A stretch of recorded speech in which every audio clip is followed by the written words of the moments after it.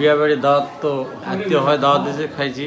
খাওয়া দাওয়ার পরে রবিবারে আমরা রাতের বেলা একটু সমস্যা, সকালবেলা এসে ভর্তি হয়েছি সোমবারে সকালে।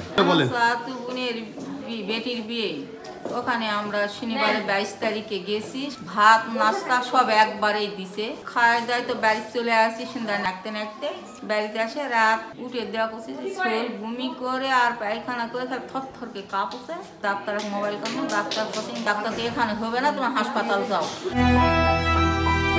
বিয়ে বাড়িতে খাবার খেয়ে মোফাজ্জল হোসেন নামে একজনের মৃত্যু হয়েছে। এই ঘটনায় আরও 24 জন অসুস্থ হয়ে পত্নীতলা উপজেলা স্বাস্থ্য কমপ্লেক্সে চিকিৎসাধীন রয়েছেন। মৃত্যুর খবরটি নিশ্চিত করেছেন তার পরিবার। স্থানীয় সূত্রে জানা যায়, গত রোববার নওগাঁর ধামইরহাট উপজেলার আগ্রাদিগুন বাজার এলাকার বাসিন্দা আমিরুল ইসলামের ছোট মেয়ে জান্নাতুনের বিয়ের অনুষ্ঠানের খাবার খাওয়ার পর এই ঘটনা ঘটে। পত্নীতলা উপজেলা স্বাস্থ্য ও পরিবার পরিকল্পনা কর্মকর্তা ডাক্তার এস.এম. খালিদ সাইফুল্লাহ বলেন, এই ঘটনায় মোট 25 জন রোগী পত্নীতলা উপজেলা স্বাস্থ্য কমপ্লেক্সে চিকিৎসা নিচ্ছেন।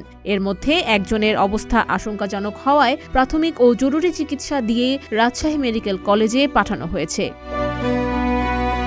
গত 22 তারিখে ধামইরহাট উপজেলা অন্তর্ভুক্ত আগ্রাদিগুন ইউনিয়নে একটি বিয়ে বাড়িতে খাওয়া দাওয়ার পর 23 তারিখ থেকে উপজেলা স্বাস্থ্য কমপ্লেক্স পত্নীতলায় 25 জন রোগী ভর্তি হয়। এর মধ্যে একটি রোগীর অবস্থা আশঙ্কাজনক হওয়ায় তাকে উন্নত চিকিৎসার জন্য রাজশাহী মেডিকেল কলেজ হাসপাতালে রেফার করা হয়। এই বিষয়ে ইনভেস্টিগেশন চলছে। সোর্স যে কোনো একটা জায়গায় সোর্স হতে পারে। শোনা যাচ্ছে বট গাছের নিচে নাকি রান্না করা হয়েছে, কোনো পাখির বিষ্ঠা বা অন্য কিছু থেকে হতে পারে। এগুলো এখন পরীক্ষা নিরীক্ষা চলছে।